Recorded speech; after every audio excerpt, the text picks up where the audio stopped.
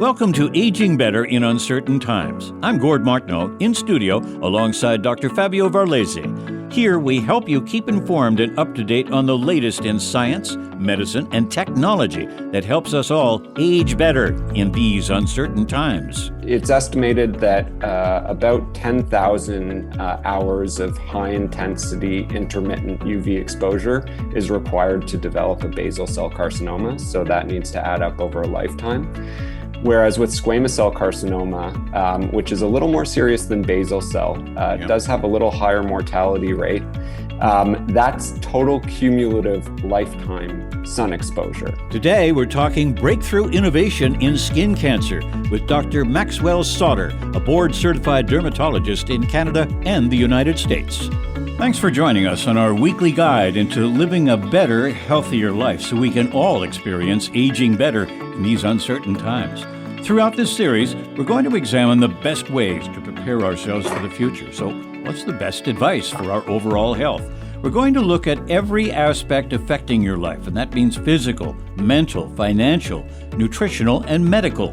We'll cover all the bases. To do that, we'll supply you with high-value information from the leading experts in each field. And by that, I don't mean just everyday opinions. We'll be introducing you to the leading experts in each field, men and women who have studied, worked, and who teach at the highest levels. You have questions, we have the answers. Joining me here in the studio is Dr. Fabio Varlese, a specialist in internal medicine and geriatric medicine. He's the Vice President of Medical Affairs and Chief of Staff at Runnymede Hospital, Staff Specialist at Baycrest Health Sciences, and Dr. Varlese, also the Assistant Professor at the University of Toronto. Dr. Varlese, thanks for being with us, too.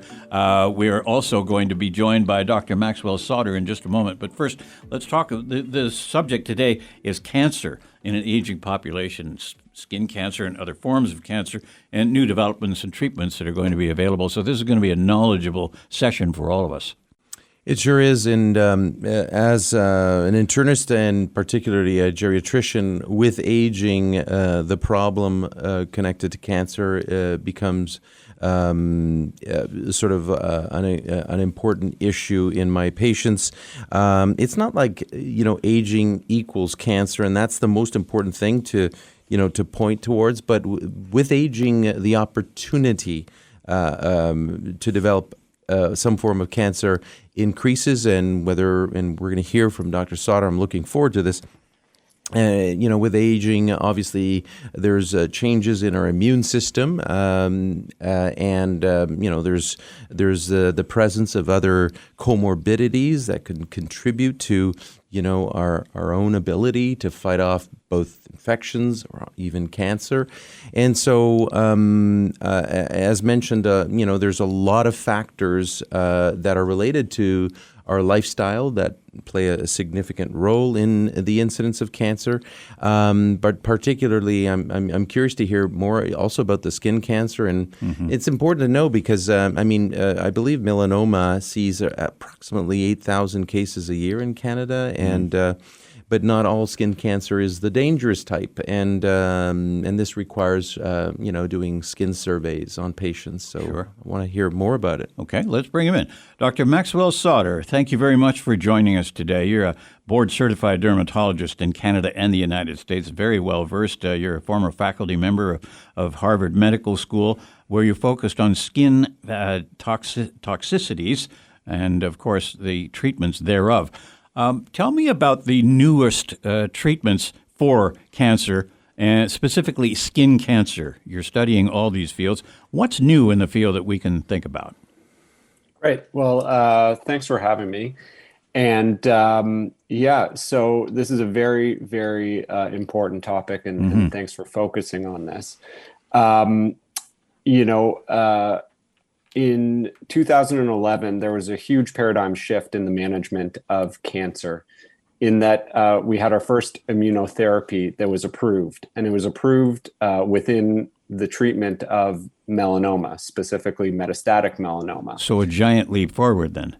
Giant leap forward. And essentially, the shift was rather than using toxic agents that focus on rapidly dividing cells and killing those rapidly dividing cells, Immunotherapy looks to unleash the body's immune system, the body's own immune system, to fight cancer.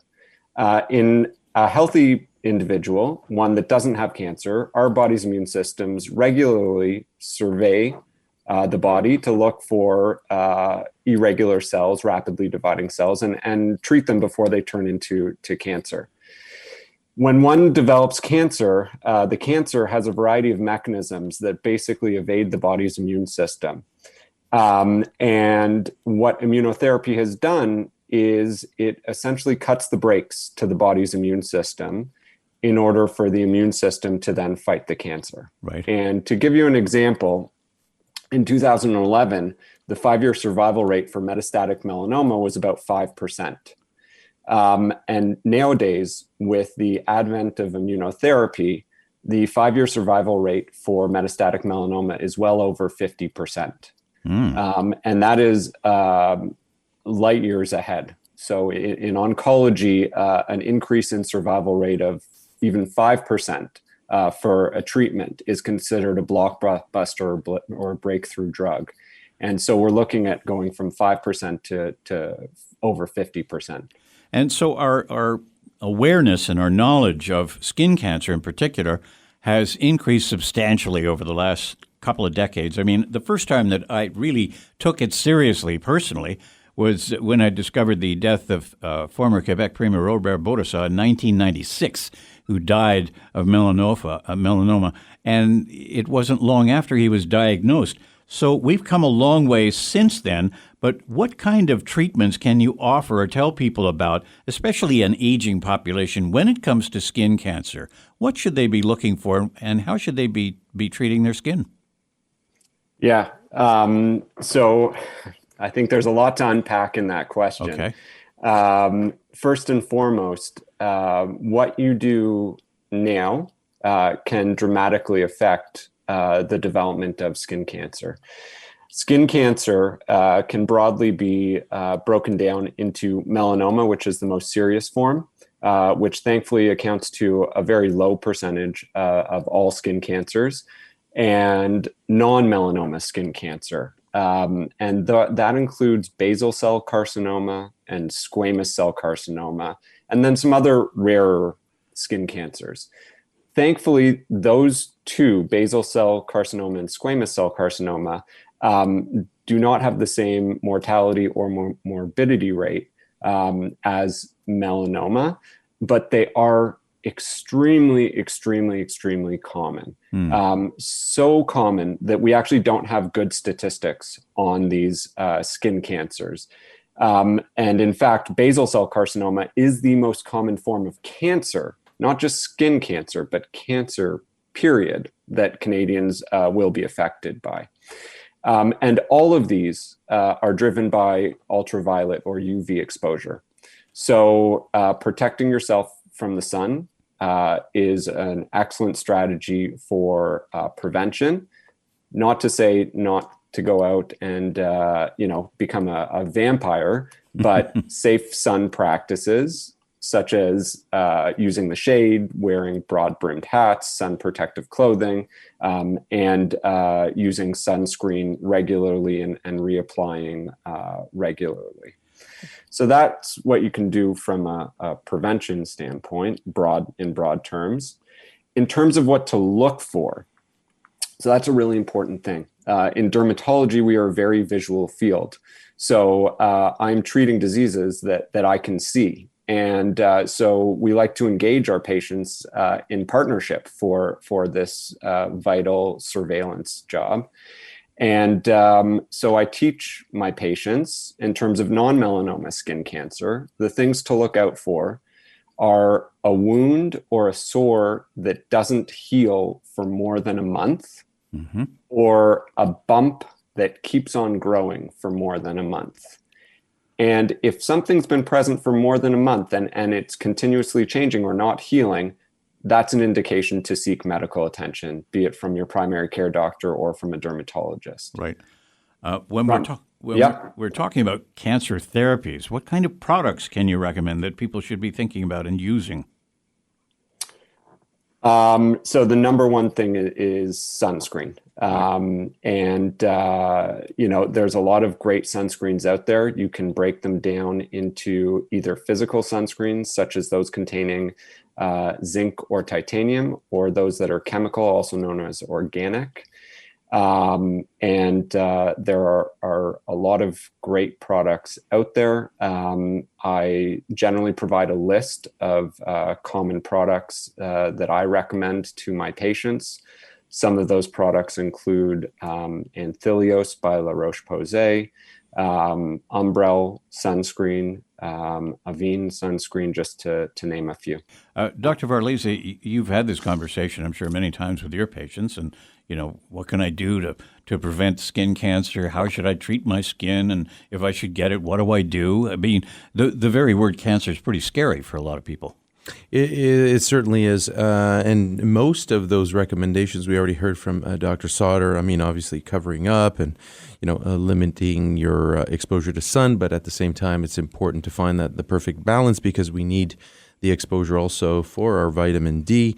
But perhaps, practices such as looking at the UV index forecast when you go out and, making sure to practice safely. I think that it's also important to be able to say that patients that are much more fair skin and that have light color eyes are even at a higher risk of skin damage from sun and predisposition for cancer. So these are all important things. So counseling your patient is important, but also doing a proper physical exam and skin survey to go looking for these possibilities. And I would also ask Dr. Sauter about the, what about the non-visible melanomas, for example? Sometimes they could be in our gastrointestinal tract.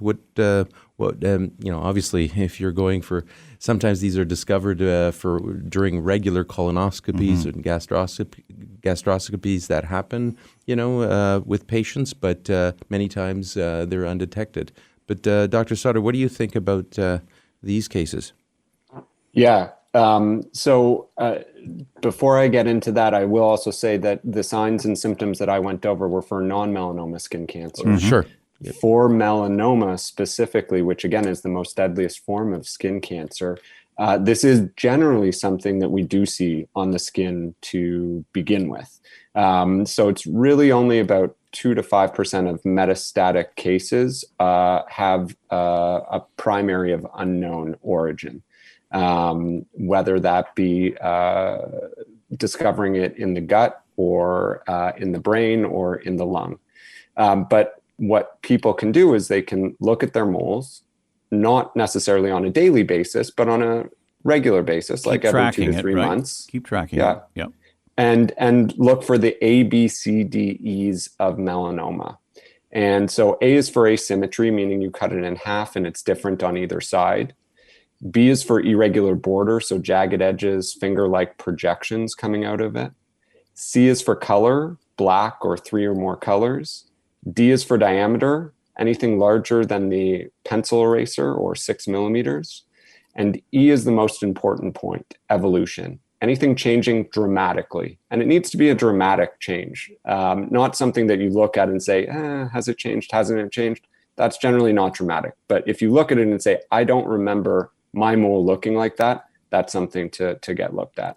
Going back to the melanoma not on the skin. Again, as I said, in metastatic cases, about 2 to 5% of the time, there's an unknown primary.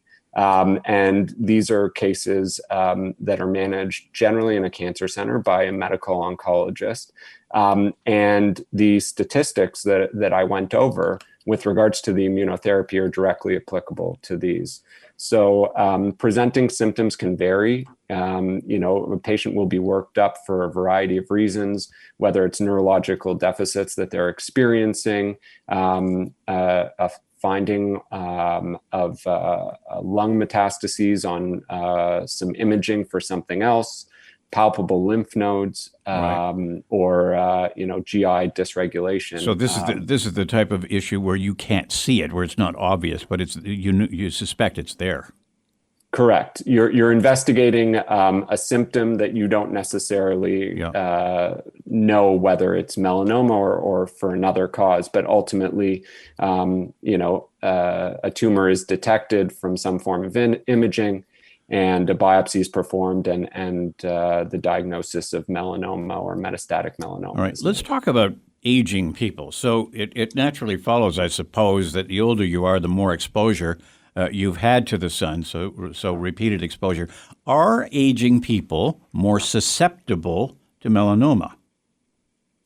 Both melanoma and non-melanoma skin cancer as well. So non-melanoma skin cancer, we know that basal cell is related to intermittent high-intensity sun exposure. So we're actually seeing that in a younger population, and especially a population that has done indoor tanning. Specifically. So it's a lifestyle kind of thing where, I've got to have a tan or I just don't feel like I can fit in, or that sort of thinking? Yeah. Exactly. And so we know that indoor tanning, even with one exposure, can increase your risk of melanoma significantly, but also basal cell carcinoma. Okay. And I unfortunately pick up basal cell carcinomas in individuals that are in their 20s. Because of indoor tanning use. And aging people, are they more susceptible because they've had repeated exposure? Absolutely. So it's estimated that about 10,000 hours of high intensity intermittent UV exposure is required to develop a basal cell carcinoma. So that needs to add up over a lifetime. Whereas with squamous cell carcinoma, which is a little more serious than basal cell, does have a little higher mortality rate. That's total cumulative lifetime sun exposure. So that is certainly something that I see very frequently. I see both of them very frequently in the aging population, but it's the squamous cell that I worry about more because about 5% of these can metastasize. And that can lead to about a 50% survival rate over 5 years as well. Dr. Varlese, you've had this conversation with patients. They come to you with concerns. And so do you have to tell people, you've got to take precautions here because if you're older, especially, then you've had repeated exposure to the sun. So your chances of developing problems is substantial. Well, I tell them that it's never too late to, start doing the right thing. I mean, as we heard from Dr. Sauter, it's the cumulative effect. When we, so it's never late to advise about, controlling the hours of exposure and doing it safely. So I with aging, I never think and say that it's never too late because that doesn't really help patients come on board with those practices that are safe. So for sure. So, and I just want to add to that. Yep. So I completely agree with that. And I often use the analogy of filling a bucket with water. So when we fill a bucket full of water, if we keep on pouring water in, then the water is going to spill over. And that water spilling over is the development of skin cancer. And so what we can do to prevent further skin cancers is treat what's there, but also reduce the risk factors associated with it and prevent filling that bucket with more water. So, Dr. Sauter, a lot of people live in winter climates, northern climates, let's say. As soon as the snow flies, they head for sunnier climes, Florida, Arizona, Texas, California, places like that, Arizona. So they are at greater risk because they're going to encounter longer exposure to the sun. So, even though they're taking precautions, the risk is going to be substantially higher, isn't it? Absolutely. And this is a good portion of the population that I serve in my private clinic. It's often challenging to try and fit in the optimal time to treat them between their travels to and from the south and balancing not wanting to treat them in the summer and wanting to treat them before they go away, but also having a window to make sure that there aren't any complications and that everything's clear. What I would say is though that population as well as mainly anyone with that has a history of skin cancer or significant UV damage. There was a great study in the New England Journal of Medicine out of Australia in 2016, looking at the vitamin B3 supplementation. So nicotinamide, also known as niacinamide, 500 milligrams twice a day. The conclusion of the article was that it reduces your risk of developing non-melanoma skin cancer by about 20%. So load up on vitamin D. B3. B3. Sorry. Yeah. So Okay. nicotinamide, also known as niacinamide, not niacin. Niacin causes flushing and does not have the same benefit. But isn't vitamin D known as a sunshine vitamin? It's important to take that? Absolutely. Vitamin D is certainly important. It's important hugely for bone health and homeostasis, as well as a variety of other functions, especially with regards to our immune system. Canadians are chronically vitamin D deficient, but at the same time using sunscreen, from what we see from our studies, does not dramatically affect the vitamin D levels. Disappointing, though, when you think about people, for example, who, even in the summertime in the north, but also for people who are, in the south, like in the sunnier climates during the winter, that they're going to have to rethink everything because, you've got people out there golfing wearing long sleeves and gloves and big hats and everything else. So that it kind of takes the enjoyment out of life, doesn't it? I don't think so. I mean, wearing an extra glove, who cares? Yeah. And I often say, if you look at a swimming pool these days, especially with young children in it, more and more you're seeing that the norm is that children are wearing rash guards, swimming in the water, as well as broad-brimmed hats. This is becoming the fashion. At least I think so. Yeah. My wife may disagree with me, but thankfully she still sits beside me when we go to a pool. But I think it's becoming more and more the norm. Just to pick up on one thing that you said in terms of golfing, a lot of people wear one glove when they're golfing. Yes, they do. I can tell which hand you wear your golf glove on because of the amount of precancerous or cancerous lesions that are on the unprotected glove. Yeah. Because you're out there golfing for 2-3 hours, for 18 holes. Yeah. And we don't really think about putting sunscreen on the back of our hands. Yeah. Or playing tennis, for example. I mean, that takes, if you're playing, let's say the best of 3 sets, you're probably looking at an hour and a half, an hour and 3/4, 2 hours on the tennis court. So, you've really got to slap on the sunscreen. Absolutely. And a tip for the golfers that I like to provide is there are some great sunscreen sticks that look like deodorant bars. And I recommend to all golfers to keep one in your golf bag. And at the turn between the 9th and 10th hole, take that stick out and apply it to the back of your hands, as well as the arms, the back of your neck, and your ears. If you're not, if you're wearing a baseball style hat, the stick I like to recommend because it doesn't muck up your hands. You don't need to wash your hands afterwards, and it doesn't ruin your grip. To sum it up, though, we have to kind of rethink this whole idea of, gee, I always look better or healthier when I have a tan. And maybe you're not I like to say that pale is beautiful. Thank you very much, Doctor, for your insights and your input today. We enjoyed this conversation, and all the best to you. Thank you, and thank you for having me. Some final thoughts now with Dr. Varlese's prescription to aging better. So much of the precautions that we take has, a direct bearing on the lightness of our skin, the lightness of our complexion. So people with lighter complexions have a tendency to burn rather than tan and so on. That's true. While it was amazing to hear about the new advancements in immunotherapy and how not even 10 years of research has led us to these improved survival rates, we're still very, very focused on making sure that we do all of those things that help prevent skin cancer, melanoma being the uglier one of all of them, as we heard.